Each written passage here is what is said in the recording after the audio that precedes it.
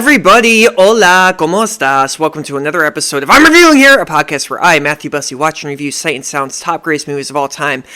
I need to think up of like a theme for movies like today's film that I'm about to review, because this is an example of an elliptical film, kind of like Cliché, that Italian film from a few episodes ago. Today's film is like that. Yeah, I think I need to think up of a theme.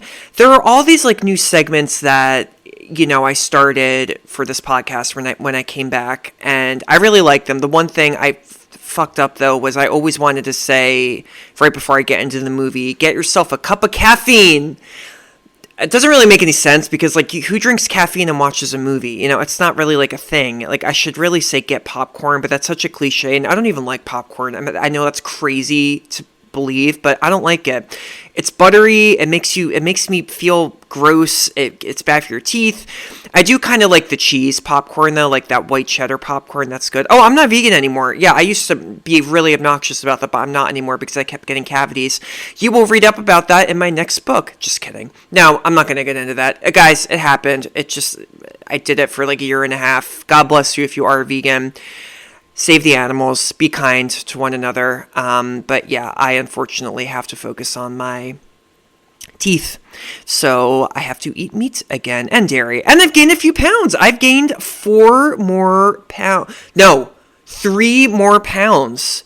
Yeah, that's good. Anyway, today's film, oh my goodness me. I need to think up of like a new segment for films like today's movies, because there are a lot of movies on Sight and Sound's list that are like today's movie, and that is the similarity between all of them is that they are incredibly elliptical and slow and don't really make sense and are really artsy, art housey, artsy, fartsy.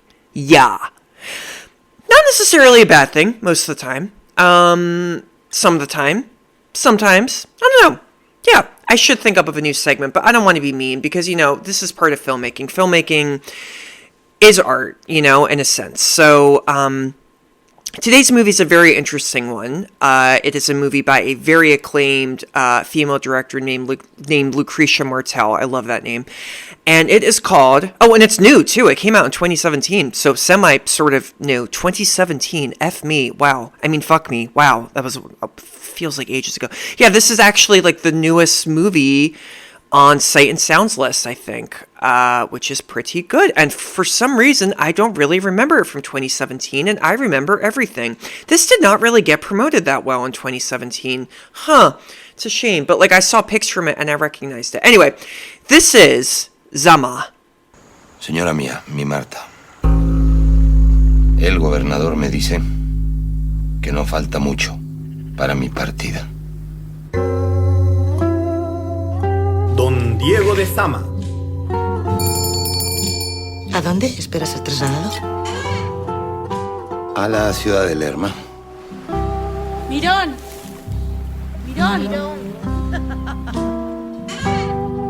No hay noticias para mí. No, todavía. Mensaje para Diego de ZAMA. Nos han dicho de un tal Vicuña. Vicuña Porto entra en las casas y pasa días violando mujeres. Hay que terminar con Vicuña Porto. Causa sorpresa un voluntario para una misión como esta. ¿Hace cuánto que está aquí? Mucho tiempo ya.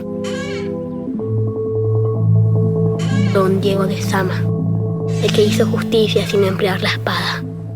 Un hombre de derecho. Un juez. Un hombre sin miedo. Diego, ¿cuándo vas a volver?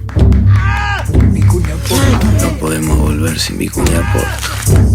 Señora mía, mi Marta. El gobernador me dice que no falta mucho para mi partida.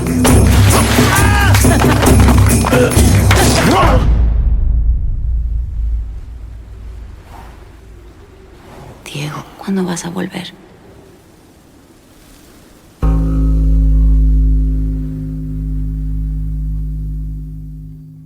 Really good trailer. I really like that trailer. Yeah, it was distributed by Strand Releasing, which is this really good indie kind of distribution company who distributes films that are distributed, blah, blah, blah, blah.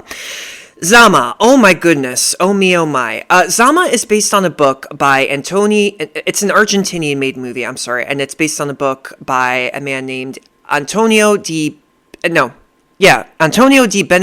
I don't know why I couldn't read Antonio. He lived a very intense life. He actually was imprisoned and tortured in 1976 under the military dictatorship of General Videla. Scary. Yeah. And he was released about a year later, and then he went to exile in Spain, and then he returned later in 1984, but then he died 2 years later. So ZAMA is a book. It is a fictionalized book with, character. I stammer because I thought that this was all based on a true story, and I was completely, totally wrong. But I guess maybe that's a good thing about the movie, because I believed it all, or I'm just incredibly naive. ZAMA is a head scratcher. It's kind of a head scratcher, but more than that, it is kind of a snooze fest. I did not like ZAMA when I first watched it, I have to admit. I did not like it. And I have to admit something else. I don't really love Lucretia Martel's movies. Lucretia Martel is, she just turned... no, she didn't just turn. I'm thinking of a different director. I'm sorry. Somebody just had their birthday, and I'm getting the directors mixed up. She's an Argentinian director. She's been making movies since like the 90s, early 2000s. She's considered one of like the best art house directors ever. She also is, a big contributor of the new Argentine cinema, which I told you there's a movement in every culture, you guys. Every country has a film movement, and yes, New Argentine cinema, did come out in the mid 1990s, and it was a little similar to Italian neorealism. It kind of was a reaction to the years and years of political and economic dismay from that took place in Argentina. So I don't remember her movies that well. I do remember watching what's considered to be her most famous movie, La Ciénaga, The Swamp, which came out in 2001. I watched that my freshman year of college in film class at Temple University, and I fell asleep. Yeah, I fell asleep. I just could not get into it. And she did another movie that I just watched, an episode's coming up. Same thing. I did not fall asleep, but I just could not get into it. Now, okay, not trying to be mean at all. This is just me. Movies like ZAMA and La Ciénaga, they need to be seen twice, in my opinion. They're not for everyone. They test your patience intensely. They are very, very slow movies. Martel's big thing, the big thing she does in her movies is that they're essentially psychological dramas. Everything is so psychological in her films that it's almost like disorienting, Again, it's a little bit like Michelangelo Antonioni. He's the one who did L'Eclisse. The movies are very much a little bit surreal and disorienting. You don't really, know what you're watching in a weird sense. Now, for me, my experience with her movies is first time around, I can't get into them. I'm really bored. I'm bored out of my mind. Second time, I get it a bit more. I get the movies a bit more. I do. ZAMA, I also have to just plug the Proud Family, La Ciénaga, Proud Family, La Ciénaga. No, La Ciénaga. That was the character's name in the Proud Family, the friend, remember? But now it sounds wrong because that means that the parents named her kid The Swamp. That's rude. Oh, the Proud Family. That was a great show.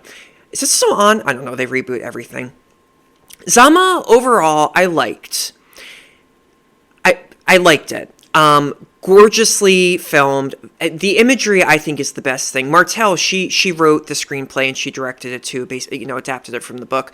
The screenplay, the imagery in the film, the use of sound, the shots in the film, really are, I think, excellent. The structure of the movie, I got a little confused. I'm not gonna lie. I had to kind of go on Wikipedia immediately because I was a little lost by what happens. That's one thing. And also, plot-wise, it is very kind of drawn out. It doesn't really have a very big, huge plot. But that's just kind of Martel's not shtick. What am I thinking of? It's her thing that she does in her movies. Psychological. It's all psychological. The whole movie is just, it's also a fun word to say, psychological. I never ever get to use that word. But let's get into it, shall we? Plot synopsis. I really need to start reading older famous books. So Zama, the book, it came out in 1956. And I cannot read old books to read my life. I read Sylvia Plath's The Bell Jar. Didn't understand any of it. Sorry. Anyway, okay, Zama. It is the late 18th century, and Don Diego de Zama is a magistrate in a remote... Magistrate? Magistrate, that's how I say it. In a remote outpost in Argentina. Don Diego de Zama is played very well by this actor named Daniel Jimenez Cacho, who is a Mexican actor. So Don Diego's wife and children don't live with him. They're far away, and he longs to be assigned to a post in Lerma, Argentina. It's a small town, which he really, really hopes will happen. So he's been away from them for a while now, and he's very depressed. I would be too. The town is plagued by rumors of the feats of Vicuña Porto, a man who robs and rapes at will, and who others are always claiming to have met and defeated. He's the bad guy. Uninterested by the gossip, Zama spends his time trying to seduce the wealthy, married Spanish noblewoman, Luciana. If it's Spanish, it's Luciana, right? It's not Italian. Yeah. Let's call her Pinares de Luenga. Okay. Luenga. Yeah, he rebuffs him. I'm sorry, guys. At work, Don Diego comes into conflict with an assistant magistrate, Ventura Prieto, when the latter objects to the enslavement of indigenous people. Yeah, that's a big thing. Remember that it's the late 18th century. There are indigenous slaves, all over this outpost. The conflict is exacerbated by the discovery that Prieto has had more success with Luciana than he. After the two come to blows, the governor deports the junior functionary to Lerma. So Don Diego still doesn't get to go to be with his family. So yeah, bad news. Zama learns that the governor, who had been promising to recommend his transfer, is being transferred himself by order of the King of Spain. Broken-hearted that he has not been transferred, Zama runs afoul of the new governor when the governor learns that one of the employees, whom Zama would prefer to protect, is writing a book while at work. This part kind of confused me. The governor orders Zama to read the book and issue a full report. Reluctantly, Zama agrees. After he writes a damning report, the governor agrees to write a first letter of recommendation to the king to get him transferred finally, revealing that the king, so the governor then basically says, the king always ignores first requests, and the second one will take another 1 to 2 years to make its way to the king. Oh, yeah. Defeated, Zama grows a beard and agrees to join a party of men looking to hunt down and kill Vicuña Porto, the bad guy. In the middle of the night, Zama wakes to find the horse is being stolen and has a conversation with one of the men in his group, who volunteers that he is Vicuña Porto, the man, the rapist himself. Later, the men are captured by an indigenous tribe who ultimately released them. This was a really cool scene. The bedraggled survivors are nearing home, but the captain tells Zama they cannot return without Vicuña Porto, prompting Zama to reveal Vicuña Porto's identity. Porto, however, retains the loyalties of the remainder of the group, and his men tie up Zama and the captain. The men kill the captain, it's a brutal scene, and let Zama live as they believe he has information about hidden jewels that will make them rich. Which, actually, these were just worthless geodes mentioned in Ventura's book. So they aren't there, but the guys don't believe him. Zama tells them that no such riches exist. He keeps telling them, and then the men chop off his hands. You don't see it on camera, but ouch, it's brutal. I did not expect that to happen. Holy hell. Zama manages to survive, but his future is uncertain as he awakens with no hands on a raft, having been rescued by an indigenous man and child. And then this music plays. The end.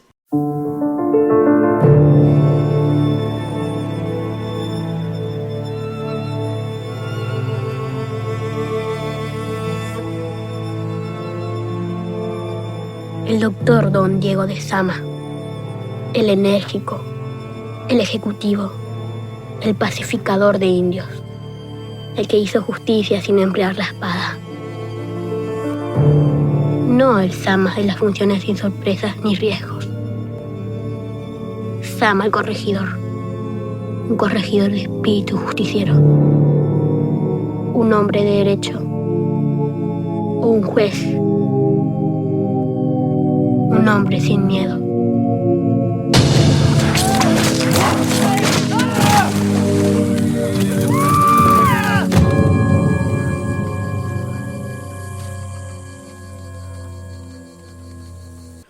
Whew, okay, so that is the plot of Zama. The movie is like just under 2 hours. When I watched it, it felt like 3 hours. That sounds like a very, very engaging plot, but it's not really engaging. It's not really a movie about plot. It's more about the character, Don Diego de Zama.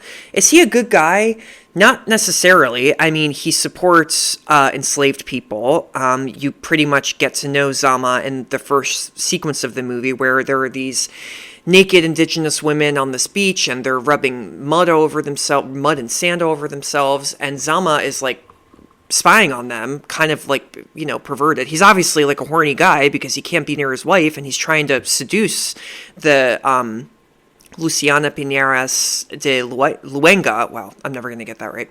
So he's spying on these women, and the women like catch him, and they're like, go away. And he tries to get away, and one of the women chases him, and he basically pushes her to this sand ruin and slaps her a bunch of times. Then it just cuts to the next scene. So you kind of know this guy. You know what he's like. We know the situation. We know that slavery is bad. We know that nobody in this outpost, is good. There's another sequence where, where this indigenous guy, this random guy, tries to escape, and off camera, you just hear him get shot, and nobody in the room reacts. They're just like, yeah, whatever.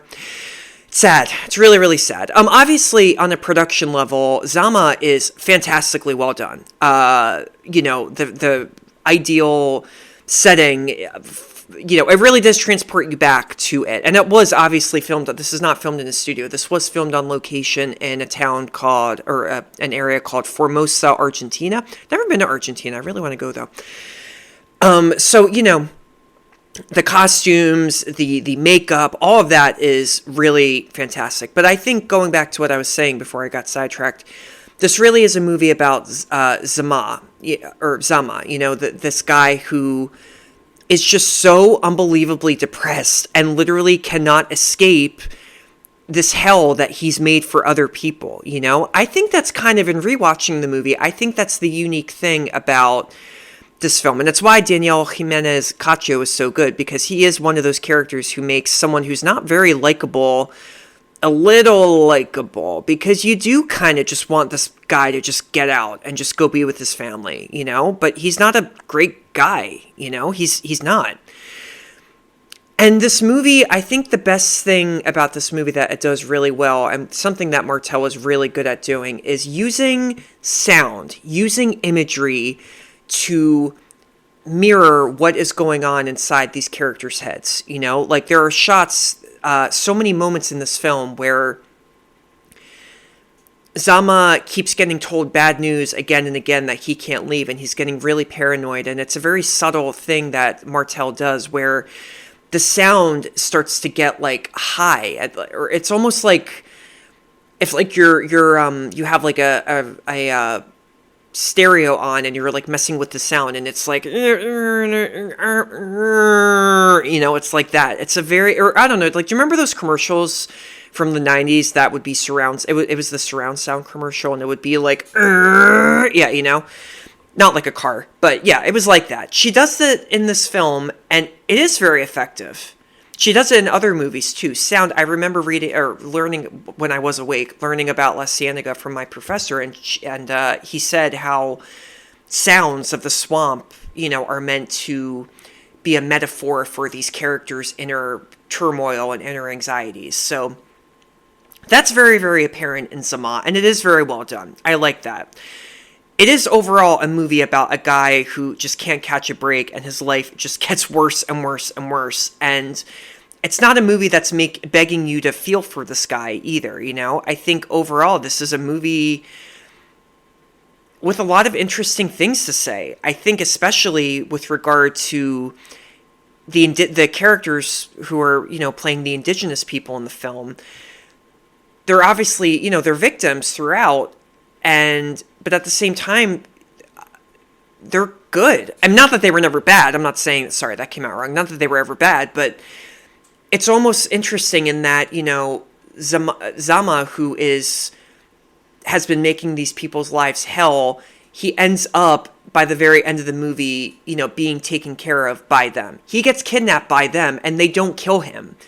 You know, he gets his hands cut off at the end. And then when he wakes up, he's being helped in a boat by these indigenous people. His fate is left unknown, but that's interesting. You know, this movie says a lot about fate. I think fate is a huge theme in this film. Fate and ethics and a lot, you know. This is interesting. You know, and talking about it out loud, I'm starting to like it a lot more. Yeah. But I was still bored. I'm not gonna lie. Second time around, I'm sorry. It's you gotta be patient for this film. BTS Secrets and Scandals. So ZAMA was actually almost made in the 1980s. Yes, indeed. There was a director, it's my Meryl Streep impression. There was a director named Nicolas Sarkozy who tried to make the film in 1984, but so far only celluloid remains remain. When will you ever get to use that in the sentence? Remains remain. Yeah, so that's sad.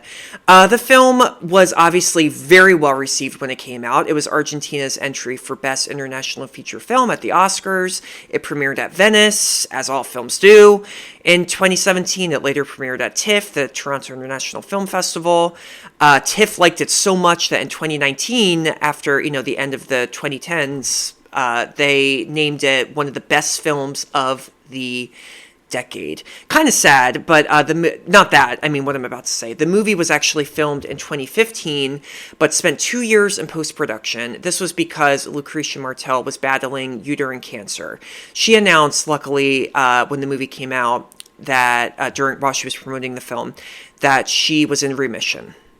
Yeah, that's scary. That is really scary. And when you think about that, to make a movie, put so much effort into making a movie, and then that has to happen to you, that blows. You have no idea. I mean, I'm acting like I have experience. I have a little bit of experience, but making a big movie and then that happens and you have to just pause everything. I mean, it's crazy. It's absolutely nuts. And you think about, you know, because I've reviewed so many old movies. I just reviewed Nosferatu about how that almost just never came into existence. Yeah, it's crazy. The best moment. I don't really have a moment. I think the imagery itself was I'm not really answering the question. I'm sorry. Okay, best moment. It's more so best shots. Kudos to, or shout out to the cinematographer, Rui Pogas, I think is how you say her name. There's a shot in this film that is just so surreal. It almost feels like you're watching a Louis Buñuel film. We'll get to him later, don't worry. Where, I forget, oh God, it's been a while since I watched this. ZAMA is interviewing, or he's talking with the governor, I believe, and the governor basically tells him bad news. And you can just see in ZAMA's face and just with his body language how paranoid he's getting. And then, you know, you hear that, you know, that sound effect. And then as he's talking, this llama just walks into frame behind him. And just gets kind of closer to the camera and then just walks right out. It's very surreal. Another moment that really stood out is there's this sequence of events where ZAMA gets really, really ill while he's preparing to leave, you know, to get this letter fixed or whatever. And he is passed out, sweating to death in this little hut that he's staying in, this gross, tiny hut. And the ceiling is literally falling apart. And there's this guy digging at the ceiling, and all this dirt and all these grubs and worms are just falling out onto the ground right near ZAMA, and ZAMA doesn't even notice. He doesn't even flinch. And again, metaphor for what is going on in ZAMA's head. You see how filmmakers do this? Huh? Clever, huh? Do you get what I mean? How that's a metaphor? Okay, yeah, I hope you understand that. Really good shot. Very surreal. Again, surreal. Mais est-ce que je suis d'accord avec les critiques de ce film? So, ZAMA was on quite a lot of top 10... Well, I kind of take that back. It was on top 10 lists at the very end of 2017. obviously it was critically acclaimed, but there were a lot of reviews that kind of just gave it a B instead of an A from what I found. But overall, people loved it. Christian Holub from Entertainment Weekly said, as it goes, Zama ponders the unanswerable question of what kind of life exactly is worth living. It's true. Zama, the character, is kind of just stuck in this crazy, weird, awful situation, and it really does make you think, is his life even worth it? I mean, what's worth it? Is he really going to get to his kids? And look at what he's become, It's kind of crazy. Fate, man. Fate. Theme. I say it again. It's a big theme in this movie. Fate. Tim Roby of Daily Telegraph UK said, almost too well and certainly too well to let us sit back comfortably. Lucretia Martel has nailed colonialism as a living death. Yeah, you do see that a lot. And I think, again, I said this already, but I think the irony in the film is how Zama kind of ends up becoming a slave by the very end of the film, Fionuala Halligan from Screen International, pardon me if I know I got the name wrong, said, it's confusing and heavy and bears down hard until a third act swerve throws in colors and movement and spins the viewer out of the theater in wonder. It won't be forgotten. Indeed, the end of this movie really takes a 360 and gets violent and gets very intense. Ben Sachs of the Chicago Reader said, this blackly funny and ultimately haunting examination of colonial history is thoroughly characteristic in its brilliant manipulation of physical space. Okay, two things. Physical space, yes, space is another big thing in this film. It's a big part of Martel's films. I did not find the movie funny, though. I didn't find any of this to be darkly comedic. I didn't see any weird humor in it. I mean, apart from the wigs, I guess. The wigs that all the magistrates and governors and everybody has to wear in the village is, the wigs that they have to wear are pretty funny. But, they always look funny, those old-fashioned wigs. Ben Kroll of IndieWire said, as an existential objet d'art, Zama stands as a serious achievement, but that won't prevent even the most sophisticated of cinephiles from staggering out of the theater wondering, what in the world did I just see? Yeah, it's true. Look, listening to this, I'm certain if you don't like movies like this, but you're still listening, I agree with you that you may be like me and you may just be confused out of your mind and not really know how to interpret the film. You gotta see it again. You just absolutely have to. Jake Wilson of The Age, Australia, said, told in the typically oblique style of Argentinian director Lucretia Martel, this adaptation of Antonio de Benedetto's novel, Jesus Christ, I'm so hungry right now too, I'm sorry. Novel is nonetheless a pointed fable about the futility of colonialism. Yeah, it's true. Colonialism sucks. Slavery sucks. And in this film, again, irony. I go back to irony. It is all stupid because this is a guy who's for it, and then he ends up becoming part of it in the end, So it's kind of, it's interesting. Is it really one of the best movies of all time? I'm going to say no. I did like it. It was interesting. I keep saying interesting. It was intriguing. There you go. I really want to rewatch The Swamp, Martel's other film, and I want to rewatch spoiler alert, The Headless Woman is the other film that she's very famous for.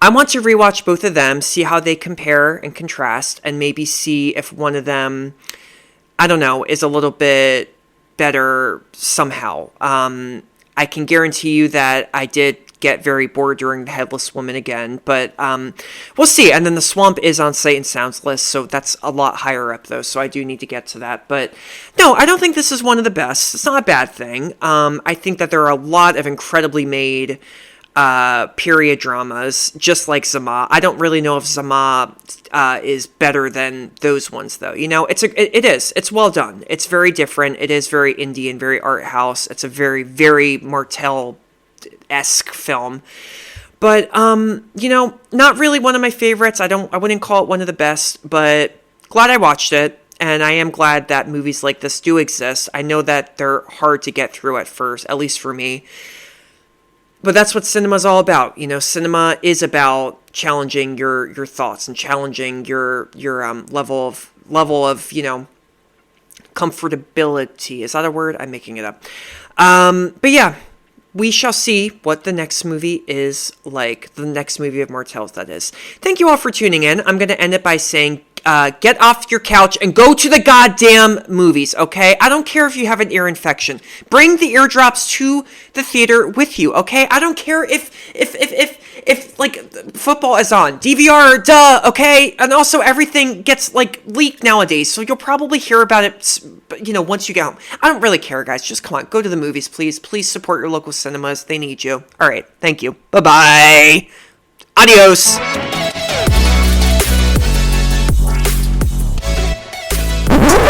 Oh, you made it. Thank you so much for tuning in to another episode of I'm Reviewing Here. New episodes drop Tuesdays and Fridays. You can get this podcast wherever you get your podcasts. Feel free to follow me on Instagram at I'm Reviewing Here. You can also subscribe on YouTube. New episodes drop there the same day they drop on the podcast. Don't forget to subscribe. Please leave a review if you'd like. Be mean, be nice, hit on me. I don't really care. Candor really, really is important to me, and, you know, it helps the podcast too. So I really hope you enjoyed it. This podcast is brought to you especially by Nervous Chuckles. That is my fake production company, because I make people nervously chuckle all the time, because they never know if I'm telling a joke or not. So they're always like, do I laugh? Do I not laugh? Is he serious? Is he insane? Did he get out of the loony? What's going on? So if I made you nervously chuckle, then that means that I did my job, and thank you. There is no funding for this podcast, but if you want to give me money, then, yeah, like, hit me up. DM me. Bye-bye.